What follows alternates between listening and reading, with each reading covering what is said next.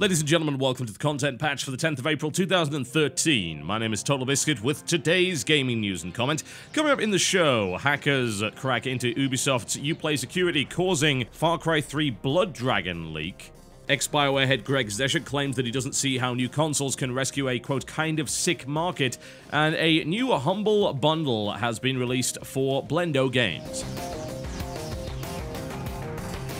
A bit of a short episode today, I think, since not all that much has been going on, but one of the biggest pieces of news today is actually twofold, with the Uplay security system from Ubisoft being cracked, which has enabled people to download games for free. Now, the second part of that story is the fact that it also allowed some people to download Far Cry 3 Blood Dragon, which is not scheduled for release until the end of the month. Ubisoft issued a statement that says, "We are aware of the issue and are working to resolve it quickly. No personal information was compromised. Uplay's PC download service will be unavailable until the problem is fixed. However, all other Uplay services remain available." That means, of course, that you can still play your Uplay games, which is a good thing, because we don't want to get back to the whole always-on DRM nonsense, do we? No, that would be pretty bad. A Russian hacking group has claimed responsibility for finding this particular security hole. And as a direct result, Far Cry 3 Blood Dragon has made its way onto numerous torrent sites, which is certainly rather unfortunate to say the least for the guys over at Ubisoft. Well, the first question I've got to ask is, why the hell did you put a game that wasn't out for another 3 weeks up on your download service anyway? What the hell was it even doing there? I mean, that's in itself kind of curious. You mean the game's finished and we're just waiting till the end of the month for it to come out? This is not actually a boxed copy of a game. I have to wonder if, once again, we have been tied up by the archaic approval processes of Xbox and Sony, which is keeping this title away until the first of the month. The fact that it's finished and people can actually download and play it, even though they weren't supposed to, it's kind of mind-boggling. I mean, you'd expect people to work on the game up until it actually came out, but I guess that's not really the reality of the industry, with a lot of approval processes that you have to go through in order to actually get your game on console. Apparently, this even applies if it's an expandalone or standalone title. Far Cry 3 Blood Dragon, for those who don't know, is a rather interesting take on Far Cry, using an 80s action hero theme. It was assumed to be an April Fool's joke until they actually confirmed that it was coming out, and is scheduled for release on May the 1st.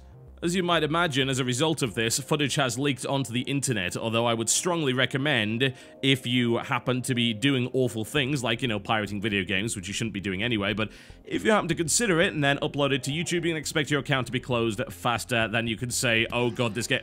Ubisoft is actively putting up DMCA copyright claims against anyone that posts this, and for once it's actually justified. So don't do it. It's a very, very bad idea. It's also the reason why the only thing that I'm playing here is B-reel and kind of trailer footage and screenshots and things like that.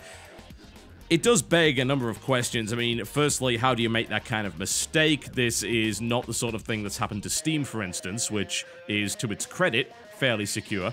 It has been hacked before, but not in the same way. They haven't been able to gain access to actual games on the service and just download whichever ones they wanted, and certainly weren't able to get access to games that weren't out yet. Secondly, why the hell was it up there to begin with? Surely there's things that you need to do to the file. I mean, is there any improvements you can make over the last few weeks in terms of patches? Maybe there's a little bits of additional content you can put in there, and so on and so forth. There's only so much you can really do, because the final build has to go off to Sony and Microsoft to actually approve, but the kind of thing that we saw being done by companies like Trendy with Dungeon Defenders was to make a few little reskin models and things like that. Just a couple of extra little cosmetic bonuses here and there, but I guess it's not really all that important to them. And that's also not saying that they couldn't be doing that anyway. Maybe they put the second version up, but it is very, very strange that it's there. Also, I'd like to ask Ubisoft, the game's already out anyway, so you might as well just give it to me in order to let me preview it. I mean, come on. Whatever the case, I really hope this doesn't hurt sales too much. I mean, it may very well end up doing the opposite. This kind of leak can cause quite a lot of hype to build behind the title. Obviously, this is the kind of thing that was on r/all yesterday on Reddit and things like that.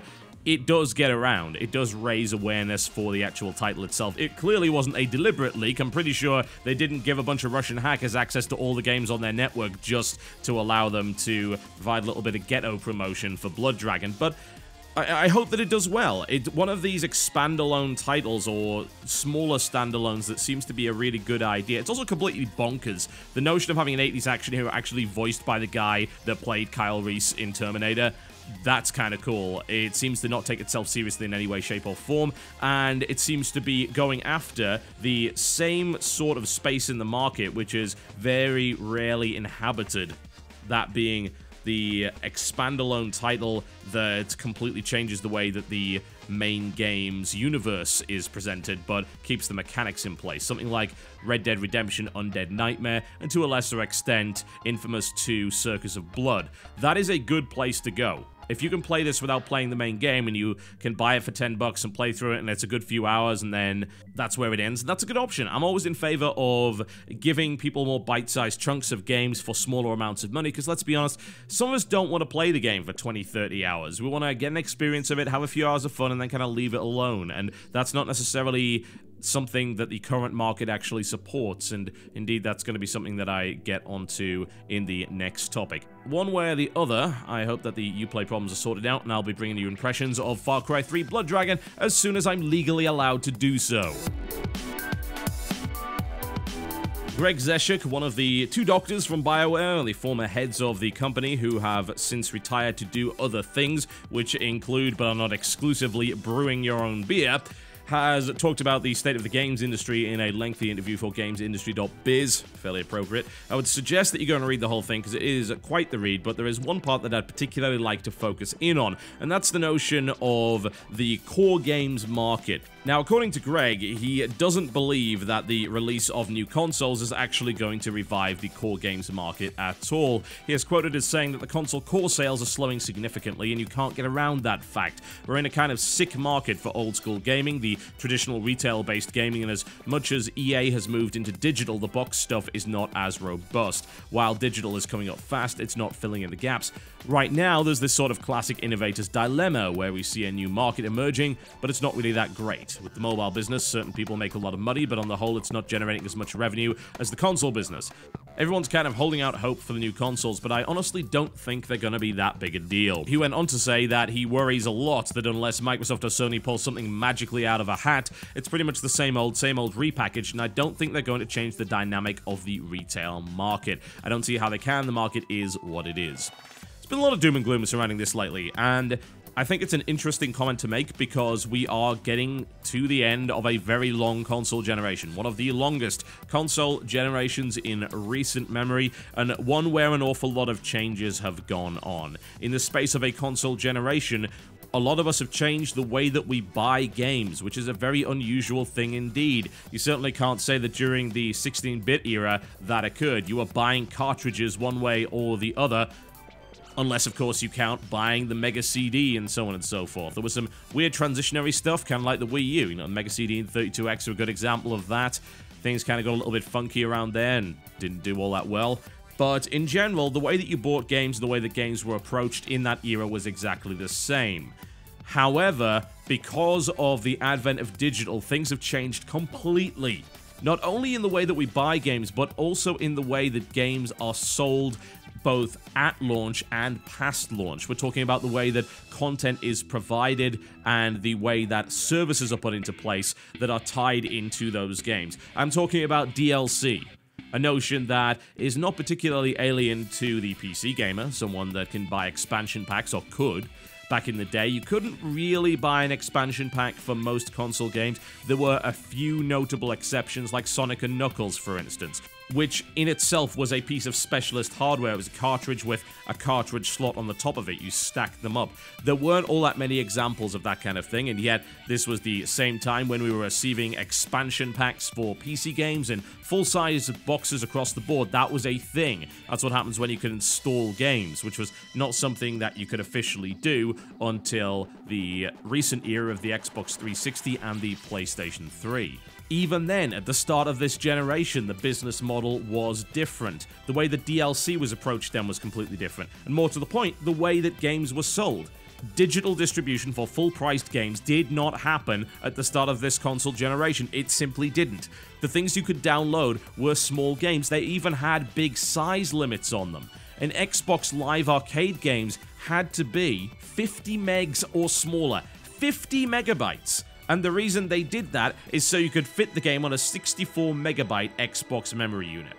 Let me just repeat that for you. 64 megabyte memory unit. Are you serious? Yes, indeed. Absolutely absurd.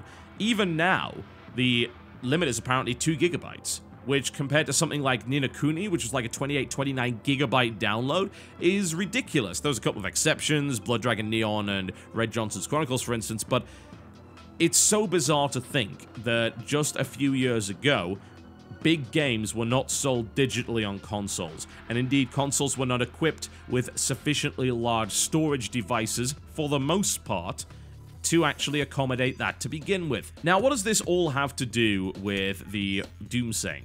Well, it's because we've had such a monumental shift in the way that we approach games, and the way that the industry approaches games, and not all of it's been for the better, and we're still in this weird transitionary period. The idea that we're selling less console games is kind of true, but we're talking about a lot of boxed sales going down here. And then you look at, say, PC, and you see digital sales rising, and you see pretty healthy sales on digital products now, even on consoles. Things are in a weird state of flux. And as I said, not all of this stuff has been for the better.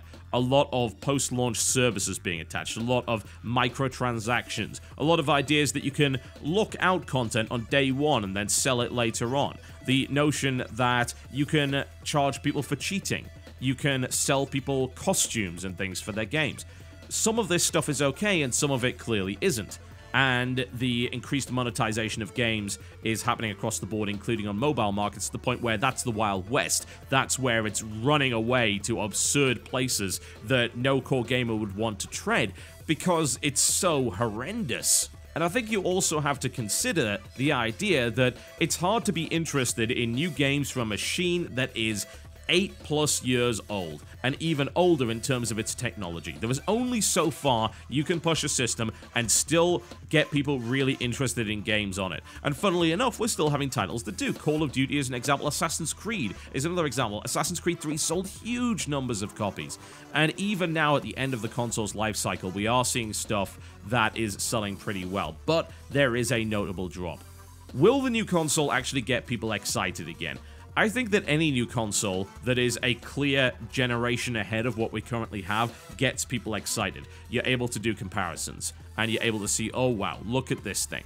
And it's also about software and killer apps. We're in a situation where there just aren't killer apps and actual exclusive games being released for consoles anymore. It's incredibly rare compared to the start of this console cycle. That used to be the thing. That used to be how you won console wars. Getting AAA exclusives, getting killer apps. And now it's all this stuff is across the board. It's released on all 3 major formats. Some of it's released on Wii U. You even get spin-off versions for 3DS and things like that. You even get little mobile versions of it, for God's sake. I mean, hell, you can play Need for Speed Most Wanted on an iPad. It all becomes really, really diluted. And the more diluted it becomes, the less excited people actually get for it, as far as I'm concerned. I don't necessarily think that they need to do something special, but quite frankly, I do not have the experience that Greg does. So if he's going to say things like this, then that holds some water. What kind of innovation is required? What kind of magic needs to be pulled out of the hat? Because there are some interesting features for the PlayStation 4, but the most interesting is that it's just raw power. 8 gigabytes of GDDR5 is kind of a big deal to developers, and almost every developer that has gone on record about this has said this is a good machine to develop for. Sony is doing a lot of things right. They're also making it easier for indies and interesting titles to actually make it on the PlayStation Network. These are good things because, as we are well aware, patching things on the PlayStation 3 and the Xbox is very expensive. There's a lot of things blocking you from getting your interesting games onto that service, and Xbox Live Indie was a mismanaged mess that is not properly promoted to anybody.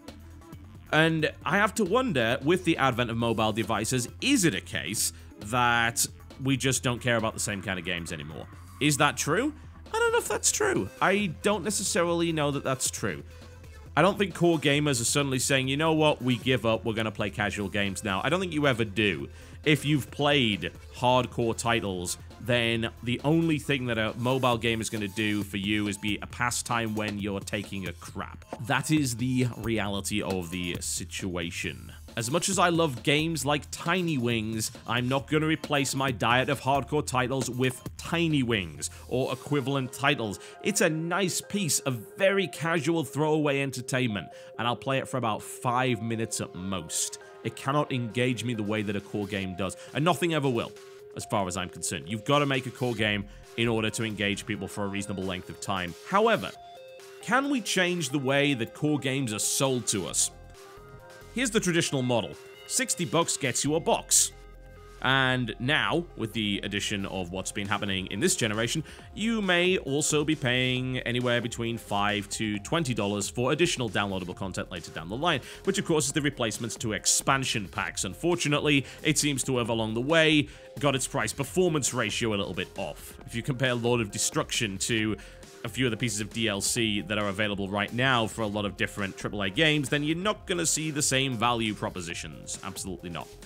But here's another thing. We're very, very busy, and gamers on average are getting older, and they're getting busier, and we don't necessarily have time to sit down for 20, 30, even more hours to actually play a game. When we can, that's cool, but me as a gamer, let me just put this out there. Me as a gamer, I want to experience as many games as I can. If I get to complete them, so much the better, but it's very unlikely to happen because of the fact that I just don't have the time to do that. Even working within the games industry, I don't have the time to finish games. Think about that for a second. Think about how much time the average working Joe has to finish games. Not a lot. So to me, what I would actually like to see is more stuff like Far Cry 3 Blood Dragon, is more stuff like Circus of Blood for Infamous 2, is more stuff like Journey. Just shorter games at a lower price that still give me that enriching experience, and also don't have any filler. The cool thing about developing a 2-hour campaign and selling it at a lower price is you can make 2 hours of the best freaking thing ever. It costs you less money, and then you sell it for a lower price, and then you make up that money in volume. You sell more copies because it's less of a risk. Would I pull the trigger on a $10 expander loan versus a $60 game? Hell yes, I would. That's not a risk to me. That's not a risk at all to anyone, really. Okay, it's 2 hours of entertainment for $10. I'm okay with that. I mean, hell, that's the price of a movie ticket in a lot of places. And maybe it's got some replayability too, as games have a tendency to actually do. Maybe there's stuff to find, maybe there's choices to make. Maybe there's a little bit of a multiplayer component in there. I think that maybe we need to see more of that. We need to give more options to players as to how they want to experience things and the length of the content that they have to experience, because we are stuck in this traditional model. Full price game, $60. That's the model. And it doesn't seem like we're escaping that anytime soon, and I think that it's about time that we did. This doesn't mean stop developing AAA titles that are full length at $60. It means consider using your technology and using your teams to develop some shorter games that are of that quality, but take you way less time to make and can have some more interesting concepts. You know, Blood Dragon, great example. Think about how crazy that is. You can never release that as a $60 game. But what you can do is release this weird 80s sci-fi, bizarre action movie kind of world, which is probably a couple of hours long, if that, for about $10 to $15, and people will actually have a good time with it. Just something to consider.